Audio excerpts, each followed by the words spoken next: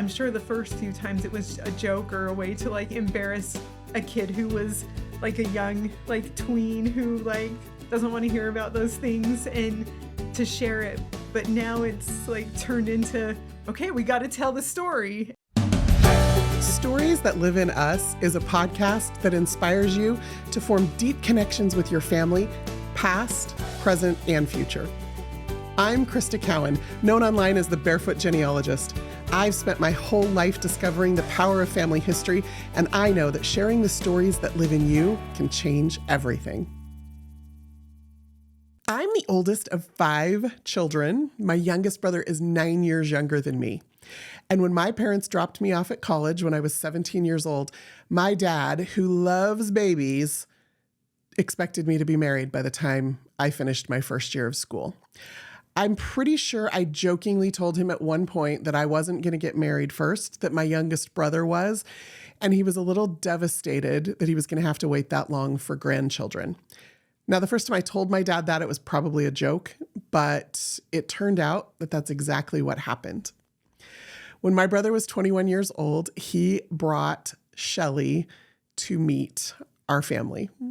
And at first, I was a little stunned by how fast their relationship was and how young they both were. But I could tell why he loved her. A few weeks later, we were all down in Los Angeles at my grandparents', and I actually asked Shelly to go on a drive with me, stuck her in a car, and kidnapped her for several hours. My brother was not happy with me. I'm not sure if he thought I was going to scare her away or if he was just bugged that he wasn't getting to spend more time with her. But during that drive, which Shelly later told me terrified her, she and I had a really great conversation. And I began to fall in love with her myself. And now here we are, 22 years later, and she is not just the girl my brother brought home. She is also my sister. And I had no idea the impact that she was going to make on my life. Not just because she's the mother of 5 of my nephews.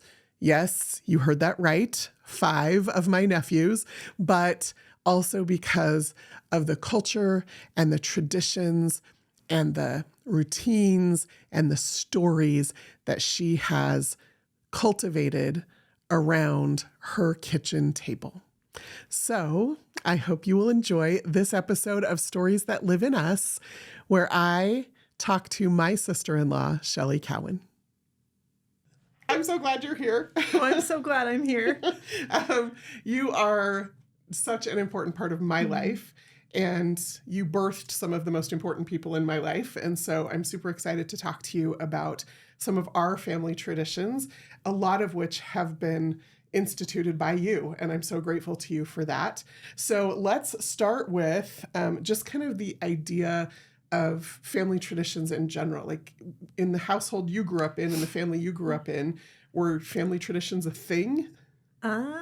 We had a few, and most of them revolved around Christmas. Like we always had fondue on Christmas Eve. We always drove around and looked at Christmas lights on Christmas Eve. And my dad would ooh, ah, and just be cheesy. And on the 4th of July, we always went to fireworks. Like that, I think, was really the extent of our, and when we didn't live in Utah, every summer our family vacation was to Utah to visit family. But I think that was the extent of family traditions. Okay. So when you and Adam got married, did you have the idea to have intentional family traditions going forward, or is that something that evolved over time?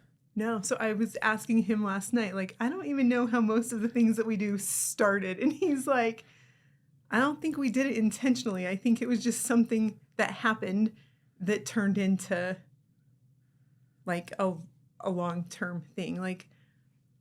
Thinking back on some of the things that we do, there was specific reasons that they started. And then I think it just turned into habit more than anything. And then the habit became the tradition. Right. Yeah. So when you moved into your current house and realized you had 5 sons, and they had friends, and you had all of us, you inherited all of us as in-laws. You needed a bigger table. You needed a space where we could all gather. And you decided to make a table yourself. Why?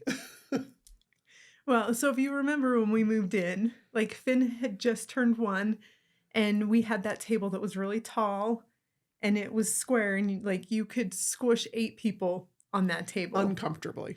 And that was it. I mean, my little kids, I don't even know that they felt like that table was built for them, because they couldn't get on a chair by themselves. They couldn't, like, it was not easily accessible, and there wasn't room for people. And watching our kids, it was like, one day there's going to be a lot more than the 10 people we try to squish at this table that we want to be at this table. And so I got looking at tables, and tables were expensive. And so then I got looking at plans to build a table, because I like to do that stuff and I love spending time with my dad. And I knew that if I asked my dad to help me build a table, he would come help me build a table. And so I looked at a lot of plans, and they were all really intricate and detailed and time consuming. And I didn't want it to take that much time, because we needed a big table and we needed it faster than what I thought it would take if we made one that had a whole bunch of extra parts to it. So I thought about a bed. And I mean, like, a bed frame is pretty simple, and it holds people or multiple people, sometimes 4 or 5 In your people family. if you have little kids. And so I thought, why can't we just make a table that's like a bed frame? And that's really what it is. It's a 10-foot long, 4-foot wide bed frame. And so my dad came and we threw it together in an afternoon. And then a few years later, when we did our patio, we made a 12-foot long table so that we could fit more people outside. And so not only does the table like have special memories every week, but just like the coming about of the table was a really fun opportunity to spend. I think it's the only thing that I have ever like built with my dad. And so like just that memory of that table, like my dad won't always be around, but hopefully the table lives Yeah. a long, long life. One of my favorite traditions that you have in your family is just the fact that you're so intentional about gathering people for meals. Like, that seems like such a simple thing, and yet there's so many families that don't do that. And you make sure to have meals ready, and everybody's invited to that table. And I think that alone is a tradition that you've instilled in this place of gathering in your home, and I love that. I also love that you're emotional about that. So as long as I can remember, I don't know when the birthday tradition started, but at the dinner table, every night you have questions you ask at dinner every night. And then Sunday, those questions adjust just a little bit. Tell us about that. So I was trying to figure out where the whole dinner table question started. And I think that it really started when Corbin was started school, kindergarten, first grade, and kindergarten had a really hard teacher and didn't enjoy school.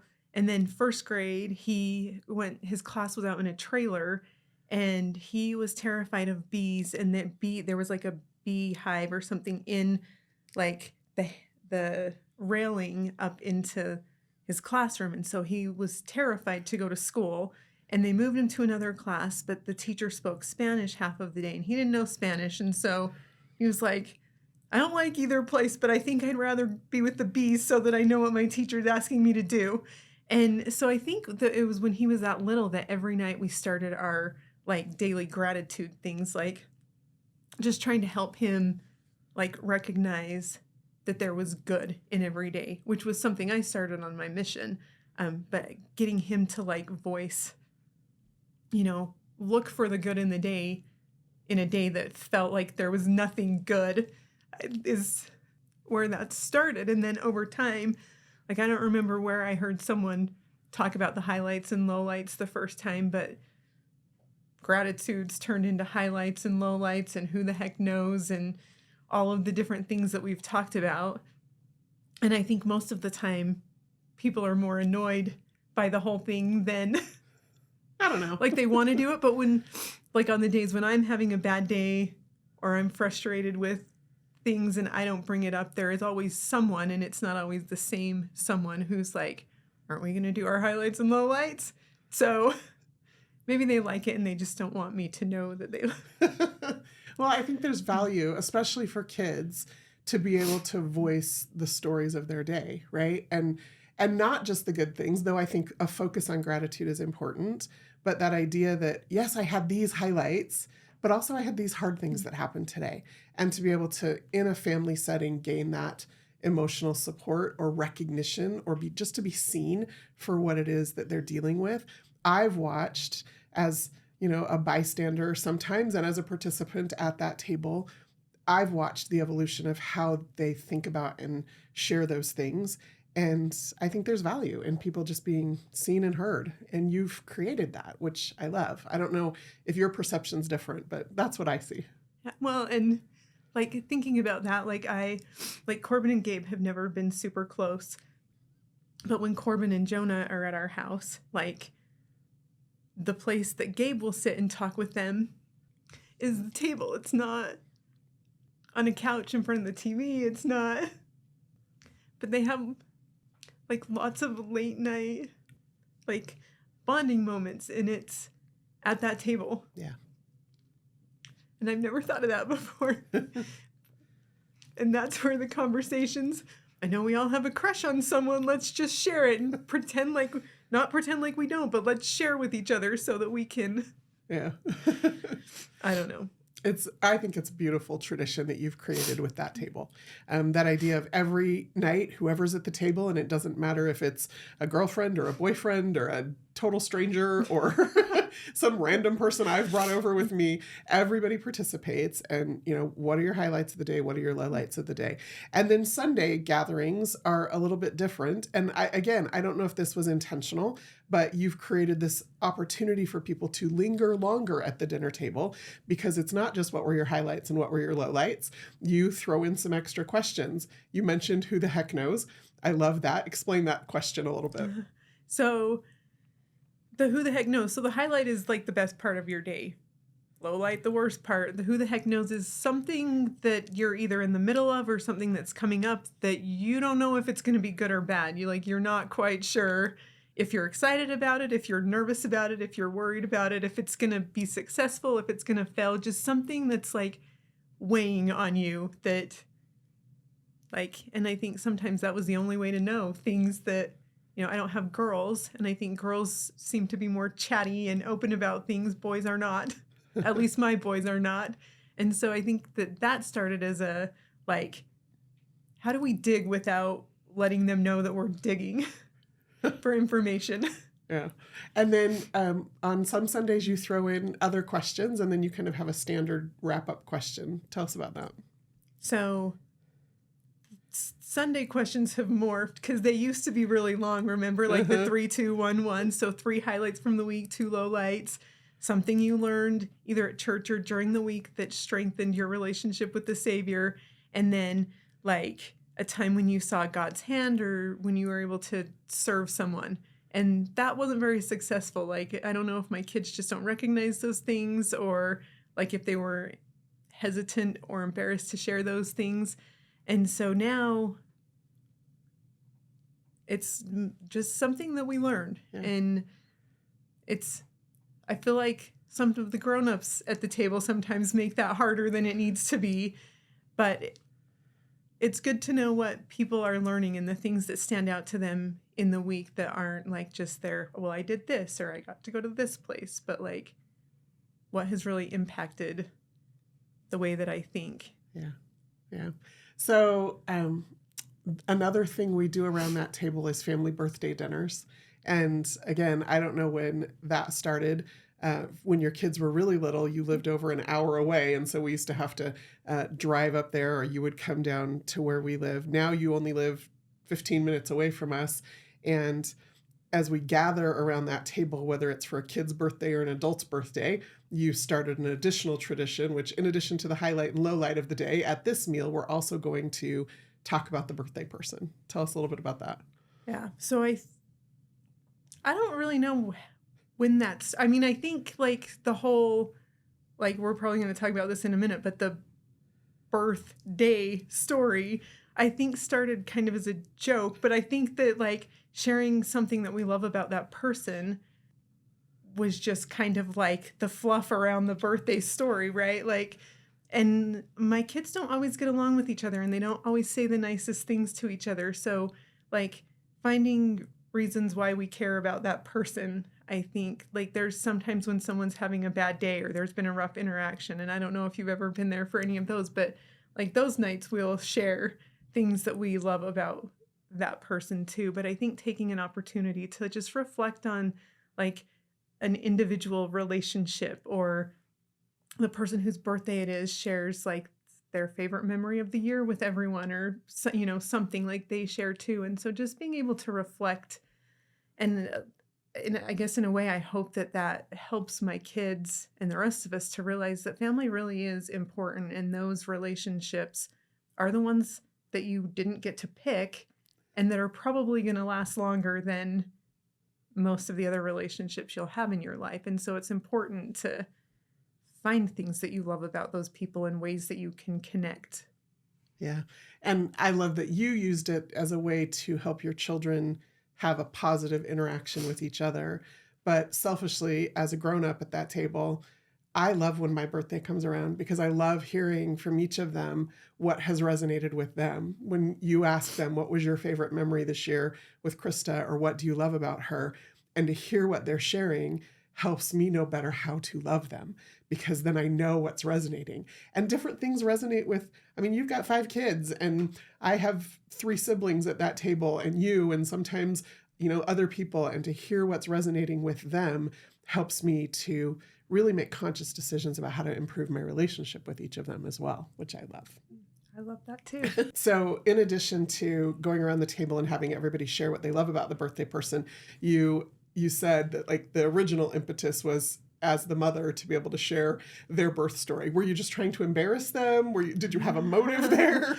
Well, so like I've been trying to figure out where that started, and like my kids are all fairly close in age. Like Corbin was 8 when Finn was born. And so as my older kids were getting older and I was having babies, they would ask questions and want to know things. And, some of those explanations were funny. Adam went to school to be a health teacher, so listening to some of his explanations of things about the female body and how it does things, I would have to sit around the corner and laugh. But they wanted to know, like, where do babies come from? How do they get here? And then, we'd have a baby and they would want to know how the day went. And, well, what about when I was born? And so I think that it just kind of like happened on accident. And then like telling the birth story on their birthdays, I'm sure the first few times it was a joke or a way to like embarrass a kid who was like a young like tween who like doesn't want to hear about those things, and to share it. But now it's like turned into, okay, we got to tell the story, and we got to call Nana so that she can tell the story.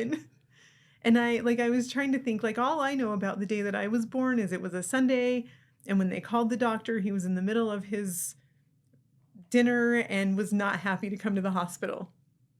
The end. Like, those are the only details I know about the day that I was born. And my kids can tell you a lot more than that about Yeah. when everyone was born. Yeah, I love that. And I love that you've also incorporated that idea of like when it's one of our birthdays, as the siblings in the adult siblings in the family, we call my mom and stick her on speakerphone, and she'll go through the whole thing too.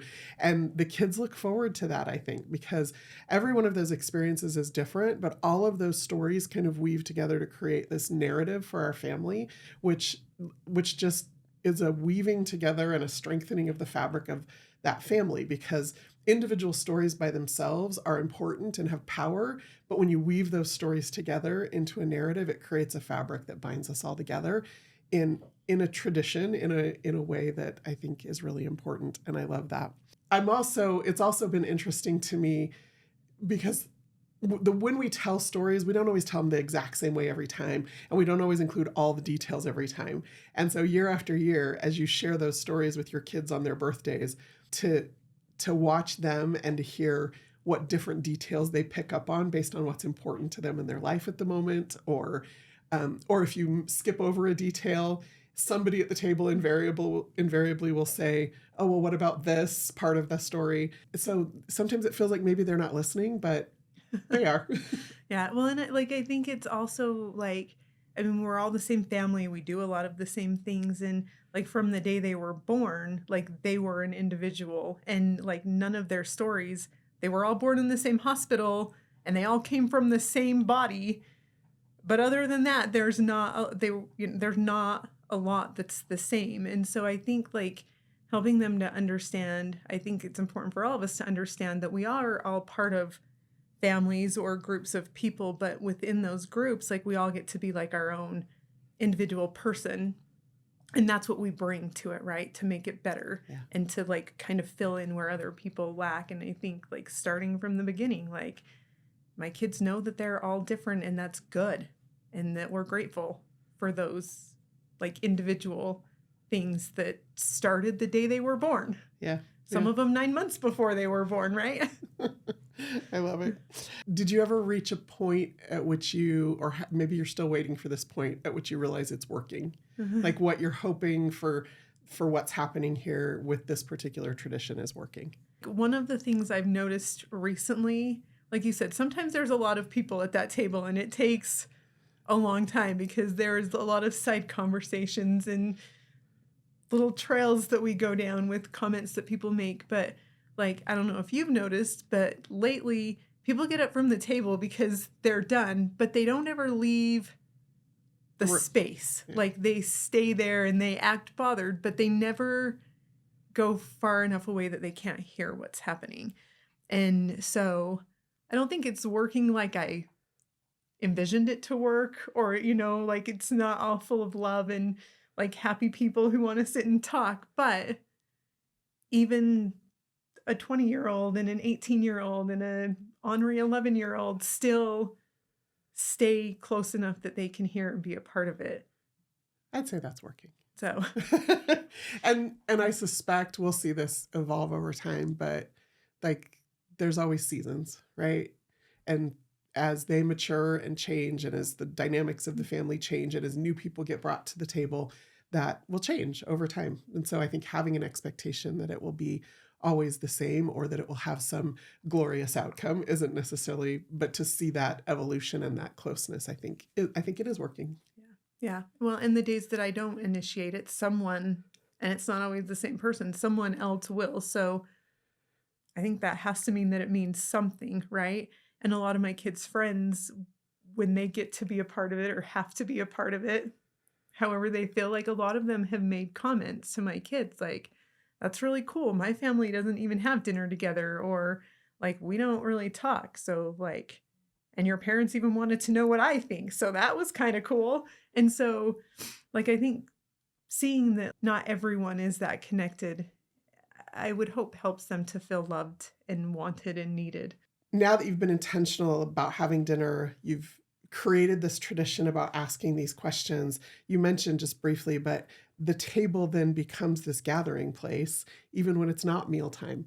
I come over, and sit down, and I mean, there's always a mealtime in your house because you have 5 boys, but somebody's always eating. But I'll come over and sit down and bring a book or bring my computer or just come to hang out. And I'll sit at that table because there's almost always one kid or another coming in and grabbing some leftovers or eating something after sports. And they want to talk because you've created this place where that's what we do at this table. And they want to tell me about their day, or they want to, ask questions, or sometimes have hard conversations. And so I'm seeing that even just in the minimal amount of time I'm in your house. Are you seeing the same thing? Yeah. Yeah. And like I said earlier, like when Corbin's here, that's where he will sit and talk with Gabe. Gabe sometimes will just come and sit at the table. Like he will just come and sit at the table, and he's not home a lot. And usually he's asleep when he's home. But if he's not in bed, he's oftentimes sitting at that table waiting for someone to come around. And so, yeah. And I like the kids will bring friends over and they'll sit at the table. They'll try to make food for their friends and make a big mess and then like make a disaster. But that, like, even just watching my kids, if they're not playing a video game and they're with people, they are usually sitting at that table. And it's not the most comfortable place in our house to be, but maybe it feels more like a safe, like vulnerable space in our house, not like I'm going to sit in this couch and do my own thing. But the table is like this is where this is where we share. This is where we open up. Yeah. Well, and I think it's also where we connect, because one of the traditions in our family, and I don't know if this is something your family did growing up, but our family certainly did, was we played a lot of games, a lot of board games, a lot of card games, a lot of puzzles, jigsaw puzzles, a lot of sitting around and doing brain teasers. And we grew up in a family that did a lot of that. And so one of the things I love about this table you've created is that we can all sit at that table and all play a game together, which was very difficult for us growing up because our tables were never this large. But also you can have 2 or 3 different games going on at the table. Or once we did like 5 jigsaw puzzles or 6 jigsaw puzzles at once. and I love that you've created that environment for us to gather as a family, not just to eat and to talk, but also to just enjoy being in one another's company. So thank you for that, because that's it's important to me that you've created a space where we can carry on that tradition as a family. And I think you enjoy it too. I do. And it's not something that I grew up with. My dad hates games. Like, I think he would rather do almost anything than sit and play a game. But he'll sit and play games with us. And when my mom and my grandma come over, like, they will usually entertain at least Finn with a game or 2. And so it is, sometimes I feel like we need a skinnier table to play our games on, but it is nice that there is maybe a shorter table if we're playing speed. Nobody has arms that long, especially not me. But yeah, and that was all part of the thought behind it. Like, we need a space where we can be together and do together. I love that. So you've created this culture and this tradition in your family, and drawn in so many people into that.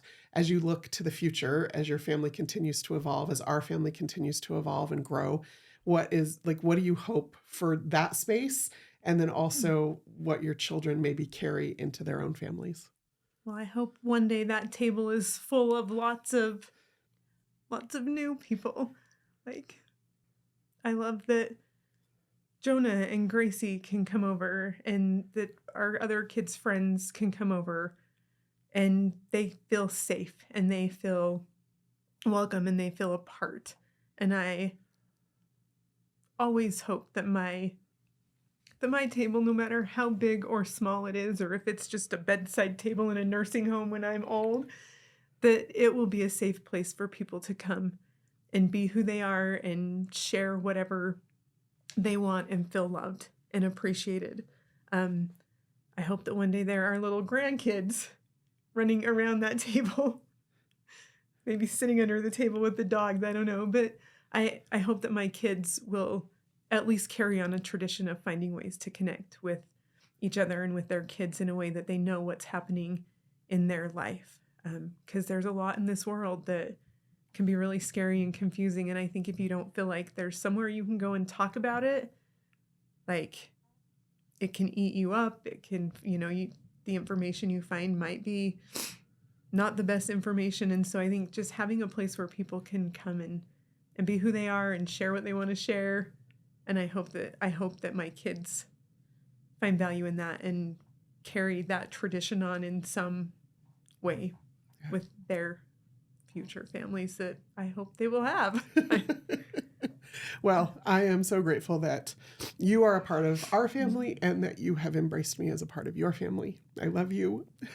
I love the richness and the connection that you have brought into our family. So thank you. And thank you for being here. Well, that's all I've got for you on this episode of Stories That Live in Us. But here's some great news. One of the most valuable things you can do to help me and other potential listeners to find this show is for you to both rate it and leave a review. So, as a special bonus, if you write a review, take a screenshot of it and email it to storiesthatliveinus@gmail.com. And I will send you a free ebook with my top tips for discovering and sharing your own family history stories. Also, please share this podcast with anyone you think might enjoy it. Until next time, remember, that sharing your family stories means better perspective, deeper connections, and a more empowering identity for you, your children, and your grandchildren, maybe even for generations to come.